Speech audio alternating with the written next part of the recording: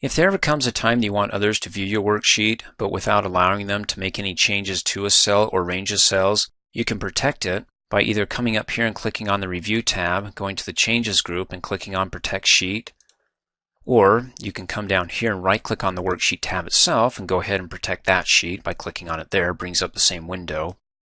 And notice that by default, the box is checked to protect worksheet and contents of locked cells. Can't protect them unless they're locked first, and by default all the cells in your worksheet are locked. Well, how does that work? Let's go ahead and close out. Because if it's locked, you're thinking, oh, I can't make any changes to it, and that's not true, as you just saw there. Let me go ahead and undo that and right click on the cell, and I'll prove to you that it's locked by coming down here and going down to Format Cells and clicking on the Protection tab, and you can see that it's locked. And this explains it all down below. Locking cells or hiding formulas has no effect until you protect the worksheet.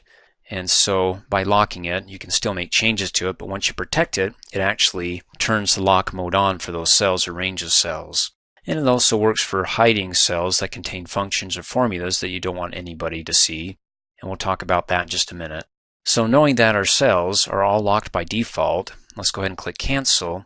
And when I protect the worksheet by, well, right-clicking down below or coming up here on the Review tab to the Changes group and clicking on Protect Sheet, you can do it with or without the password. If you do it without the password, just go ahead and click OK. And when they try to make changes to it, like typing in 90 and hit, well, there you go. The cell or chart you're trying to change is on a protected sheet. I can make changes to the other sheets, but not this one. To make a change, unprotect the sheet. You might be requested to enter in a password, so click OK. So that's one layer of security, meaning that they can't make any changes by mistake, by accidentally hitting some numbers and then hitting enter and then going, oops, what did I do? And so if they really need to have access to it, they can go ahead and come up here and click on Protect Sheet, and then they can go ahead and type in whatever numbers they want and make the changes. And then of course you can password protect it, so if you want to come down here and right click, go to Protect Sheet, and type in boo, hit enter. It'll ask you then to re-enter in the same password and then hit enter. Now it's protected. So if somebody tries to make any changes, it says you can't. Let's go ahead and close out. To unprotect it, to make changes, click on protect.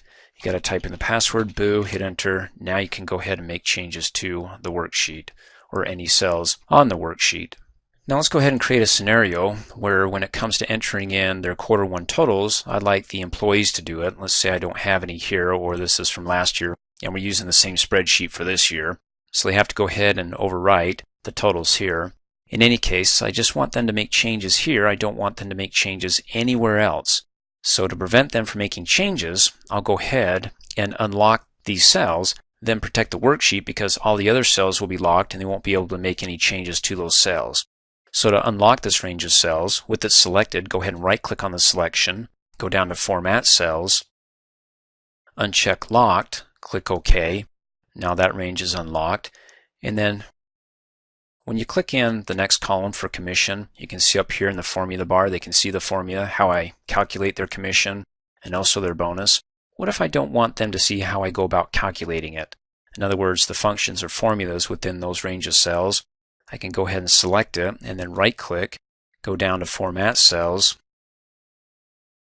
and then go ahead and check Hidden, so they won't be able to see the functions or formulas within those cells once I protect the worksheet, just the results of those functions or formulas. Click Okie dokie. And then let's go ahead and protect it. And let's just come up here to the Changes group, click on Protect. We won't enter in a password, but before I go ahead and do that, down below, you can allow users of this worksheet, once it's protected, to select locked cells and select unlocked cells. They can even format cells once it's protected by checking the box here. But I don't want them to format any cells. I just want them to view and make changes to the range of cells that are unlocked, and go ahead and click OK. And so you can see when I select any cell after I protected it, up in the formula bar, hey, you can't see the if function, and you can't see the vertical lookup function. Cool. And then when they want to make any changes, they can do it here, because I unlocked it before I protected it. And if they try to make changes to any other cell, even a blank cell here, and type in something, again, I didn't unlock that. So you can't make a change to it unless you got the password, or if it requires a password. Otherwise, just go ahead and click on Protect, and now you can make changes to it. And you can see when I select the cell, I can now see the if function and the vertical lookup, and of course, Well, we can already make changes to the range here. We can just make it to any other cell as well.